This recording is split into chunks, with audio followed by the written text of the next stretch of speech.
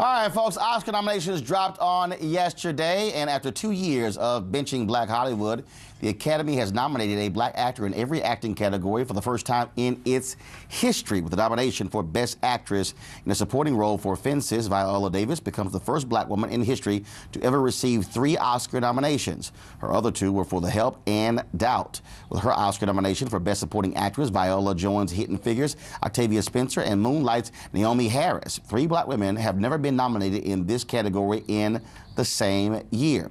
Now, Viola's co-star and Hollywood heavyweight Denzel Washington is up for his 7th Oscar with a nomination for Best Actor in a leading role for Fences. The film is also contending for Best Picture and writing for an adapted screenplay. Moonlight is also making major waves with 8 nominations, including major categories like Best Actor in a Supporting Role, Best Actress in a Supporting Role, Best Picture, as well as Best Director. Joining me on Skype from Kansas City to chat about being back at the Oscars is Sean Edwards, film critic for the African American Film Critics Association. Sean, welcome to NewsOne Now. Hey, thanks a lot, Roland. How you doing, my man? Doing great. Explain to the audience why Viola Davis was not nominated in the Best Actress category, considering she was the lead. So she's the Best Supporting Actress, even though she was the dominant female actress in Fences. Explain that. Well, here's how it works, Roland. The reason why she's in the Best Supporting Actress category is because it's determined by the studios that released the movie, and they thought she would have had a better chance of winning Best Supporting Actress as opposed to winning Best Actress. I disagree. I thought she had one of the best performances I've seen ever from a leading lady. I thought they should have slotted her in the Best Actress category. They decided it would be an easier win for her in Best Supporting Actress. I didn't like the move. I understand the strategy, but I thought her performance would have won easily anyway in the Best Actress category. Well, and I'm told she supported this move as well, but as you say, she was the lead actress. And I say, if you're the best, you go up against the best. I know Meryl Streep got nominated for the 20th time in that category, but again, that was just one of the things that we saw there. Also, what we saw what took place is in the documentary category, 3 documentaries targeting black folks. They are? Well, no, the 3 documentaries are incredible. They're I Am Your Negro, which is amazing. I mean, it's a must-see movie. I know it hasn't been released in a lot of cities around the country. It actually opens nationwide in a couple weeks. You must check that out. It's based on the James Baldwin text. It's an amazing piece of work. You also have The 13th, directed by Ava DuVernay, about the American prison system. Must-see viewing as well. And then one of the best documentaries, in my opinion, ever made is O.J. Made in America. I mean, there's a lot of controversy surrounding that particular documentary, but it qualifies because it did have a theatrical run, but I know it's not quite fair because it's a 5-part series and over 10 hours of viewing, but nonetheless, it qualified for the Academy Awards, so it did get nominated. Then you had a 4th documentary, which was actually directed by an African-American, so blacks dominated that category, Best Documentary, which is actually the toughest category tonight. I could choose any of the 4 documentaries to win. I don't know how they're going to do it, but if I had to pick a favorite, I'm leaning toward the 13th. Also, we saw some African Americans who were nominated outside of acting roles as well. Yeah, that was the biggest moment of yesterday. I know a lot of noise was made about we're putting Oscars so white, the hashtag on pause for this year because we had so many actors and actresses nominated, and we made history by having at least 1 black in all 4 of the major categories. But the future of ending hashtag Oscars so white forever will happen because there were so many nominations handed out to blacks behind the scenes, the people who actually create the movies. You had Bradford Young nominated for Best Cinematographer for Arrival. You had the young lady nominated for Best Editor for Moonlight. And then you had 3 blacks nominated for Best Producer because their movies were nominated for Best Picture. You had Pharrell Williams for Hidden Figures, Denzel Washington for Fences, and you had a lady by the name of Kimberly Stewart who produced Manchester by the Sea. And that's where the power play is in Hollywood. If you have more and more people behind the scenes being nominated, they're the ones who create the movie. They'll make more movies about the black experience, and hopefully that will end the hashtag Oscars so white controversy forever. Because these are the guys who are behind the scenes creating the product. To our panel, I don't want to overlook Ruth Negga, who was nominated Best Actress for the movie Loving as well. That's right. And also in the Best Picture category, you have Hidden Fences, which is a Hidden Figures, which is one of those movies. Fences as well. So I mean, you got some serious movies there that again are showing the breadth and depth.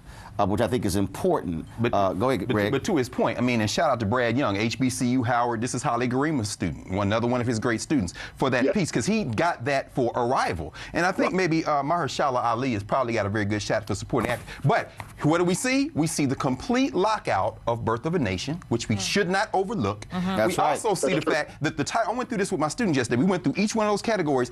Do not, you know, maybe Oscar's so black, and the Latinos, I think the only Latino nominated was Lin-Manuel Miranda. But please, the tidal wave that is La La Land, which some people are calling the singing in the rain of this generation. I know it's nice to be nominated, but until those statues are in folks' hands, I reiterate, it's nice to make our own awards. That way we don't win on other people. Spencer? Well, let me say this. I'm greedy. There should have actually been more blacks and Hispanics nominated than got nominated yesterday. That's right. Because, I mean, if you look at the Best Song category, Pharrell for his song Running for Hidden Figures should have been nominated, and Common's song for The 13th should have been nominated. And then also, I was a big advocate for Taraji P. Henson being nominated for Best Actress. Absolutely. For Hidden Figures. I don't know how she didn't get in. That was one of the most powerful performances of the year. It can't be Oscars too black. There was some drawbacks saying that she was penalized because of her over-the-top performance in Empire as Cookie, but I disagree. That shows versatility. Films are two different platforms. Yeah. But you also, I would also say this here: when you talk about, some of these movies that did not get nominated, you're right. Folks you can appreciate these nominations. But I recall a year Halle Berry won, Denzel won, Sidney Poitier got a Lifetime Achievement Oscar, and then you had folks who were blocked out. I'm not interested in a one-hit wonder. That's right. The question is, what happens on a consistent basis?